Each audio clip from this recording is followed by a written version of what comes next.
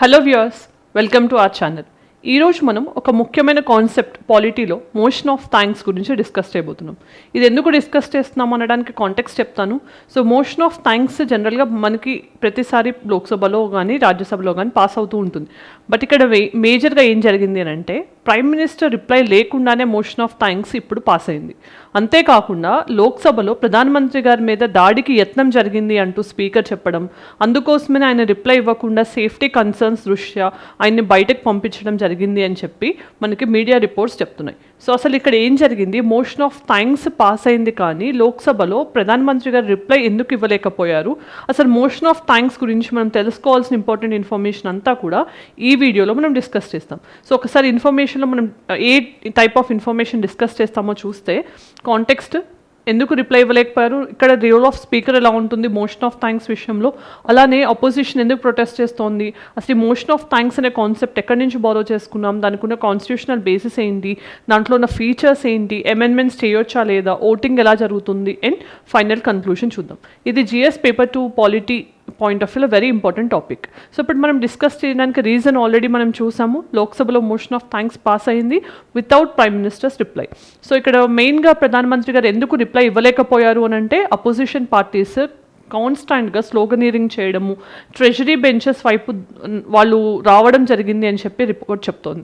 Treasury benches అంటే సింపుల్గా గుర్తుంచుకోండి, పార్లమెంట్లో ఎక్కడైతే కనుక ruling party members of parliament కూర్చుని ఉంటారో వాటిని ట్రెజరీ బెంచెస్ అంటారు, రైట్. సో వాళ్ళు అటువైపు వచ్చారు. సో కొంచెం మాకు భద్రత పట్ల క్వశ్చన్ ఉండేసరికి మేము ప్రైమ్ మినిస్టర్ని పంపించేయడం జరిగింది అని చెప్పి మనకి స్పీకర్ నుంచి వచ్చిన కమ్యూనికేషన్ అనమాట, రైట్. సో ఇప్పుడు ఒకసారి చూస్తే అసలు ఈ మోషన్ ఎవరు పాస్ చేశారు, ఇంట్రడ్యూస్ చేశారు మోషన్ అనేది మనం చూస్తే కనుక బీజేపీ ఎంపీ అయిన సర్బానంద్ సనోవాల్ ఈయన ఇంట్రడ్యూస్ చేయడం జరిగింది, ప్రపోజ్ చేశారు. ఆయన్ని ఎవరు సెకండ్ చేశారు, తేజస్వి సూర్య.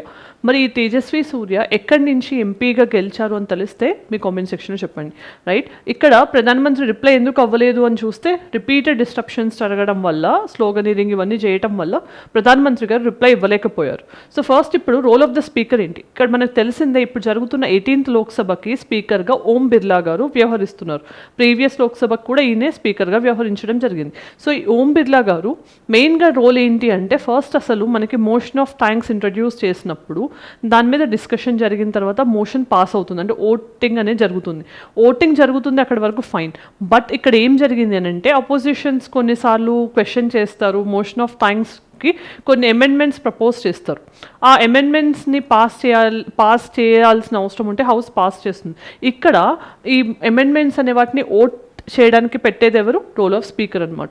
సో ఇక్కడ మోషన్ ఆఫ్ థ్యాంక్స్ ఆయన చదవడం జరిగింది, తర్వాత వాయిస్ ఓట్ తేడాతో మనకి ఈ particular motion of thanks pass అయిందని చెప్పి రిపోర్ట్ చెప్తోంది. సో ఇప్పుడు ఫస్ట్ మనం చూస్తే కాంగ్రెస్ ట్రెజరీ బెంచెస్ వైపు వచ్చింది, అలానే స్లోగన్ చూస్తే కనుక జో ఉచిత్ సమझो ఓ కరు, అంటే మీకు ఏమనిపిస్తుంది అదే చేయండి అంటూ స్లోగనీరింగ్ చేసుకుంటూ వెళ్ళారు. సో ఇక్కడ మెయిన్గా నరవణే అనే మనకి స్కాలర్ రాసిన బుక్, అన్పబ్లిష్డ్ బుక్ గురించి కాంట్రవర్సీ కానీ, లేదంటే రాహుల్ గాంధీ గారు వ్యాఖ్యల కాంట్రవర్సీ, ఇవన్నీ సైట్ చేస్తూ అపోజిషన్ ప్రొటెస్ట్ చేయడం జరిగింది. సో ఇదంతా మనకి ఎగ్జామినేషన్స్కి అవసరం లేనప్పటికీ కూడా మెయిన్గా మనం తెలుసుకోవాల్సింది మోషన్ ఆఫ్ థ్యాంక్స్కి బ్యాక్గ్రౌండ్ ఏంటి అంటే, మనకి యూజువల్గా ప్రెసిడెంట్ ఆఫ్ ఇండియా ఎవరైతే ఉంటారో వాళ్ళు first session of that particular year, అంటే ఇప్పుడు 2026లోకి ఎంటర్ అయ్యాం కాబట్టి ఈ ఇయర్లో జరిగే ఫస్ట్ సెషన్ని ఉద్దేశిస్తూ, అలానే తర్వాత జనరల్ ఎలక్షన్స్ ఎప్పుడైతే జరుగుతాయో జనరల్ ఎలక్షన్స్ తర్వాత ఫస్ట్ టైం లోక్సభ కన్వీన్ అవుతుంది కదా, అప్పుడు కూడా president జనరల్లో both హౌసెస్ని టుగెదర్గా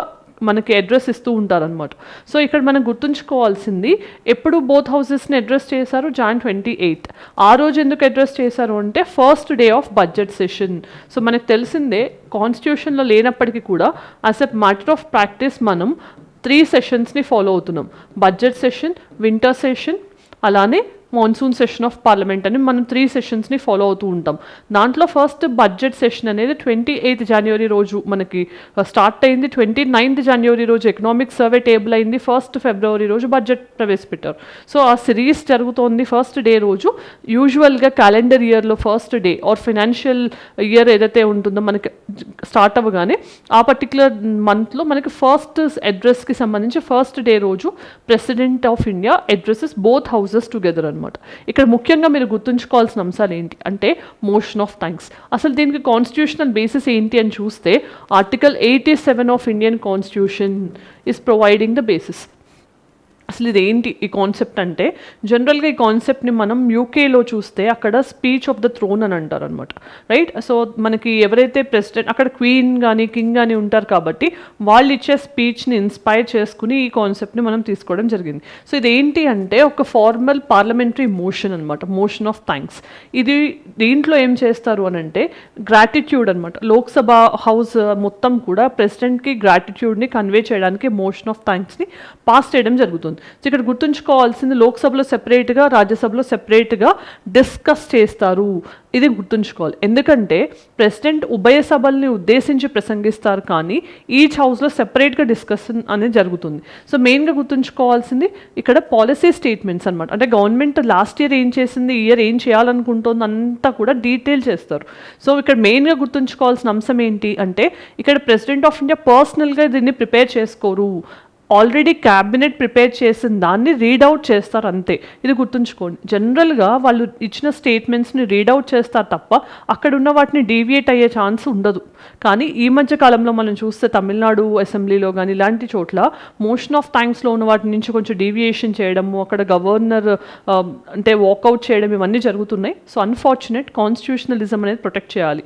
at the same time మనం చూస్తే దీంట్లో ఏముంటుంది, గవర్నమెంట్ యొక్క అచీవ్మెంట్స్ ఏంటి, ఫ్యూచర్లో ఏం చేయాలనుకుంటుంది, ఇవన్నీ కూడా హౌసెస్కి ఎక్స్ప్లెయిన్ చేస్తారు. సో నేషనల్ ఇంటర్నేషనల్ ఇంపార్టెంట్ ఇష్యూస్ని కూడా టేబుల్ చేస్తారు. సో ఆల్రెడీ డిస్కస్ చేసినట్టు ఆర్టికల్ 87 అనేది దీనికి మూలం.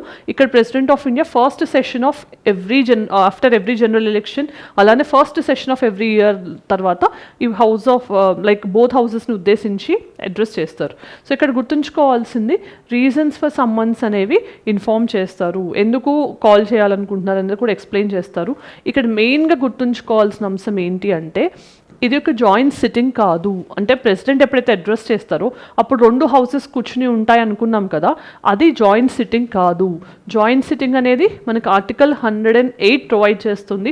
ఇది ఆస్ట్రేలియా నుంచి మనం బారో చేసుకున్నాం, కానీ దీన్ని స్పెషల్ సిట్టింగ్ అని మాత్రమే అంటారు, ఆర్ స్పెషల్ అడ్రస్ అని మాత్రమే అంటారు. కానీ రెండు హౌసెస్ని కలిపి కూర్చోబెట్టి ఉద్దేశించి ప్రసంగించేదాన్ని ఇక్కడ జాయింట్ సిట్టింగ్గా కన్సిడర్ చేయరు, ఇది గుర్తుంచుకోండి, right. So nature of the అడ్రస్ని ఏమంటాం, స్పెషల్ అడ్రస్ అని కూడా అంటారు. ప్రెసిడెంట్ యొక్క అడ్రస్ని యాన్యువల్గా కాన్స్టిట్యూషనల్ ఫీచర్గా చెప్తారనమాట. ఎవ్రీ ఇయర్ జరుగుతూ ఉంటుంది.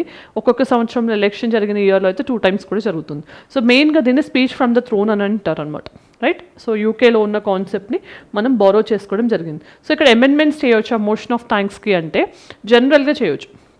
అంటే ఇప్పుడు మోషన్ ఆఫ్ థ్యాంక్స్ అంతా కూడా గవర్నమెంట్ యొక్క పాలసీ స్టేట్మెంట్ లాగా ఉంటుంది కాబట్టి ఎప్పుడైతే అపోజిషన్ లేదు దీనికి మేము ఏకీభవించమని అనుకుంటే దాన్ని వాళ్ళు ఎక్స్ప్రెస్ చేయడానికి అమెండ్మెంట్స్ని యూజ్ చేయవచ్చు. సో అమెండ్మెంట్స్ అనేవి యాక్సెప్ట్ అయితే అమెండెడ్ ఫామ్లో అది పాస్ అవుతుంది, లేదు అంటే ఒరిజినల్ ఫామ్లో అది పాస్ అవుతుంది అనమాట. ఇక్కడ గుర్తుంచుకోవాల్సింది ఏ మ్యాటర్స్లో అయితే కనుక అడ్రస్లో ఉన్న మ్యాటర్స్ దాని మీద అమెండ్మెంట్ చేయాలి. అలానే ఇంపార్టెంట్ ఒకవేళ ఏదైనా ఒమిషన్స్ ఉన్నాయి, డిబేట్స్ అవుతున్నాయి అంటే వాటిని రిమూవ్ చేసే ఛాన్స్ కూడా ఉంటుంది. ఈ అమెండ్మెంట్స్ని అలో చేయడం చేయకపోవడం మొత్తం కూడా స్పీకర్ డిసైడ్ చేస్తారు, రైట్. సో మొత్తం ఓటింగ్ ఎలా జరుగుతుంది అని అంటే వాయిస్ ఓట్ ద్వారా జరుగుతుంది. యూజువల్గా వాయిస్ ఓట్ని యూజ్ చేస్తారు మోషన్ ఆఫ్ థ్యాంక్స్ విషయంలో. వాయిస్ ఓట్ అంటే ఏంటి, ఎప్పుడైతే మనకి క్లారిటీ ఉంటుందో అంటే మెజారిటీ ఎటువైపు ఉన్నారు అన్న క్లారిటీ ఉంటుందో అప్పుడు ఈ వాయిస్ ఓట్ని యూజ్ చేస్తారు. అంటే ఎక్కువగా కాంట్రవర్షియల్ కాని వాటిని జనరల్గా వాయిస్ ఓట్ ద్వారా డిటర్మైన్ చేస్తారు. ఒకవేళ మనకి వాయిస్ ఓట్ ద్వారా డిసైడ్ అవ్వట్లేదు, దీంట్లో ఏదైనా కొంచెం మనకి మెలిక ఉంది అని అనుకున్నప్పుడు డివిజన్ ఓట్ ద్వారా డిసైడ్ చేస్తారు. బట్ ఇక్కడ మోషన్ ఆఫ్ థ్యాంక్స్ అనేది యూజువల్లీ వాయిస్ ఓట్ ద్వారా మనకి పాస్ ఆన్ అవుతుందన్నమాట, రైట్. సో యూజువల్గా ఈ డిబేట్ ఎప్పుడు కన్క్లూడ్ అవుతుంది అంటే ప్రైమ్ మినిస్టర్ రిప్లై ఇస్తారు, లేదంటే ఏదో ఒక మినిస్టర్ మనకి ఎవరైతే క్యాబినెట్ మినిస్టర్స్లో ఇంపార్టెంట్ మినిస్టర్స్ ఉంటారో వాళ్ళు జనరల్గా రిప్లై ఇస్తూ మోషన్ ఆఫ్ థ్యాంక్స్ని కన్క్లూడ్ చేస్తారు. సో అప్పుడు అమెండ్మెంట్స్ ఏమైనా ఉంటే డిస్పోజ్ చేస్తారు. అలానే మోషన్ ఆఫ్ థ్యాంక్స్ అనేదాన్ని ఈ వాయిస్ ఓటింగ్కి పెట్టడం జరుగుతుంది. ఐస్, నోస్ అని అడుగుతారు అనమాట. సో దాంట్లో ఫింగర్స్ లేపాల్సిన అవసరం ఉండదు. జనరల్గా వాయిస్ ఓట్ అని ఎందుకు అంటారంటే ఎక్కువ ఐస్ అన్నప్పుడు, ఎక్కువ నో అన్నప్పుడు ఆ క్లారిటీ వచ్చేస్తుంది అనమాట, రైట్, హౌస్కి.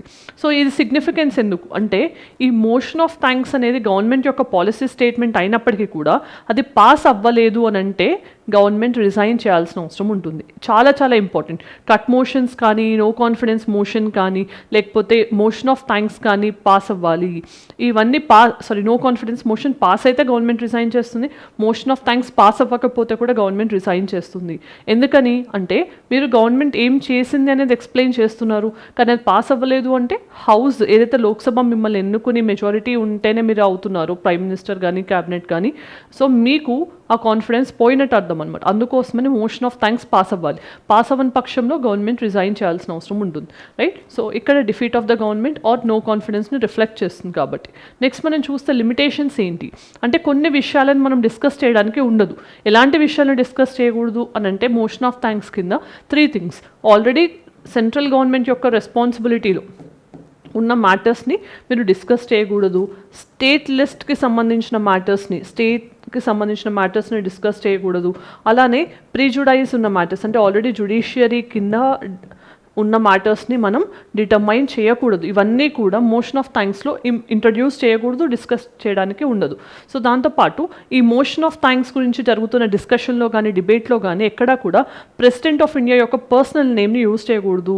ఎందుకని అంటే ఇక్కడ ప్రెసిడెంట్ ఆఫ్ ఇండియా రీడౌట్ చేస్తున్నారు కానీ గవర్నమెంట్ యొక్క పాలసీస్ని మాత్రమే చెప్తున్నారు కాబట్టి ప్రెసిడెంట్ మీద పర్సనల్గా క్రిటిసిజం అనేది ఇన్వైట్ చేయకూడదు, రైట్? దెన్ అసలు ఇక్కడ గుర్తుంచుకోవాల్సిన అంశం ఏంటి, మోషన్ ఆఫ్ థ్యాంక్స్ అనేది టెస్ట్ ఆఫ్ మెజారిటీ లాగా కన్సిడర్ చేయొచ్చు. ఇది పాస్ అవ్వకపోతే government must resign, right? Then motion of thanks అనేది ఒక కన్వెన్షన్. ఇది కాన్స్టిట్యూషన్లో మెన్షన్ చేసలేదు, ఆర్టికల్ 87 కింద ఉంది, కానీ ఇది ఒక కన్వెన్షన్ లాగా. అంటే మనం పిఎంస్ రిప్లై ఏదైతే ఉందో దీన్ని కన్వెన్షన్ లాగా ప్రాక్టీస్ చేస్తున్నాం. అంటే జస్ట్ ఒక ప్రాక్టీస్ అనమాట. సో ఎండింగ్లో ప్రైమ్ మినిస్టర్ రిప్లై ఇవ్వడం జరుగుతుంది. బట్ ఈరోజు మనకు అక్కడ జరుగుతున్న అంటే గొడవల వల్ల పార్లమెంట్లో, లోక్సభలో ఎస్పెషల్గా ప్రధానమంత్రి గారు రిప్లై ఇవ్వకుండానే మోషన్ ఆఫ్ థ్యాంక్స్ అనేది పాస్ అయింది. అందుకోసం ఇది సిగ్నిఫికెంట్ అయింది, right? At the same time ఇక్కడ మనకి డిజార్డర్ టైంలో పాస్ అవ్వడము, ఇక్కడ స్పీకర్కి అథారిటీ ఉంటుందన్నమాట. ఒకవేళ అడ్జర్న్మెంట్ మోషన్స్ని రిజెక్ట్ చేయడం కానీ, లేకపోతే ఓట్కి పెట్టడం కానీ, లేదంటే కనుక దాని కండక్ట్ని ఎంతసేపటి లోపల డిటర్మైన్ చేయాలి, రూల్స్ని డిటర్మైన్ చేయడం అన్నీ కూడా మనకి ఎవరు డిసైడ్ చేస్తారు? Speaker, because he is the leader of the house, especially with that particular premise. So దీనేంటి ఎగ్జిక్యూటివ్తో పాటు లెజిస్లేచర్ ఫ్రిక్షన్ ఎలా ఉంది అని చూపించడానికి మోషన్ ఆఫ్ థ్యాంక్స్ డిస్కషన్ అనేది హెల్ప్ చేస్తుంది. సో ఇది గుర్తుంచుకోవాలి. దీనికి సంబంధించి ప్రాక్టీస్ క్వశ్చన్స్ చూద్దాం. So with reference to motion of thanks, consider the following. Motion of thanks is moved after the president address both houses of parliament. President's address is drafted by the president herself. Failure to pass motion of thanks in Lok Sabha amounts to the defeat of the government. Amendments to the motion of thanks can be moved only on matters explicitly mentioned in the president's address. 1 and 3 only, 1, 3, 4, 1, 2 and 3, 2, 3, 4. వీటిలో ఏ option correct అనేది మీ comment సెక్షన్లో with question number mention చేయండి, right? Then president of India addresses both houses of parliament under which article of Indian constitution 85, 86, 87, 88. Right option comment సెక్షన్లో చెప్పండి. Then consider the following statements regarding president's address to the parliament. It is a special address delivered at the beginning of the first session of every year. It outlines the policies and programs of the government. It is similar to the speech from the throne in the United Kingdom. మరి వీటిలో 1 and 2 కరెక్టా, 1 and 3 కరెక్టా, 2 and 3 or 1, 2 and 3 ఏది correct అనేది comment సెక్షన్లో చెప్పండి. Next mains question, motion of thanks on the president's address serves as an important instrument of parliamentary accountability. Explain. So ఇక్కడ parliamentary accountability అంటే ఏంటి? పార్లమెంట్ అంటే లెజిస్లేచర్ ఎగ్జిక్యూటివ్ యొక్క అకౌంటబిలిటీని ఎలా ఎన్షోర్ చేస్తుంది అనడానికి one of the instrument is motion of thanks. అవి కాకుండా no confidence motion, adjournment motions, ensure motions, cut motions, ఇవన్నీ కూడా అకౌంటబిలిటీని ఎన్షోర్ చేయడానికి అలాంగ్ విత్ మనకి స్టాండింగ్ కమిటీస్ కానీ ఇవన్నీ, రైట్? సో వీటన్నిటిని మనం ఎక్స్ప్లెయిన్ చేయకుండా 10 మార్క్స్కి అడిగినప్పుడు మేజర్ ఫోకస్ అనేది motion of thanks related provisions మీద, ఎలా అకౌంటబిలిటీని ఎన్షోర్ చేస్తుంది అనే దాని మీద ఫోకస్ చేస్తే your answer will be complete, right? ఈరోజు మనం ఏం డిస్కస్ చేసాం? మోషన్ ఆఫ్ థ్యాంక్స్ అనే కాన్సెప్ట్ గురించి డిస్కస్ చేసాం. దాని యొక్క ప్రాధాన్యత ఎందుకు ఇంత ప్రాధాన్యతను సంతరించుకుందని చూస్తే ప్రధానమంత్రి గారు రిప్లై ఇవ్వకుండానే మోషన్ ఆఫ్ థ్యాంక్స్ అనేది రీసెంట్గా పాస్ అయింది. సో దానికి సంబంధించి అసలు ప్రధానమంత్రి మీద దాడి జరుగుతుంది, దానికోసమే ఆపేశామని చెప్పి లోక్సభ స్పీకర్ చెప్తున్నారు. మరి దీని యొక్క బ్యాక్గ్రౌండ్ ఏంటి, ఎలాంటి ప్రొవిజన్స్ ఉంటాయి మోషన్ ఆఫ్ థ్యాంక్స్, పాస్ అయితే ఏంటి, పాస్ కాకపోతే ఏంటి అనేది మనం డిస్కస్ చేయడం జరిగింది. ఈ వీడియో నచ్చినట్లయితే let me know in the comment section. Thanks for watching. All the very best.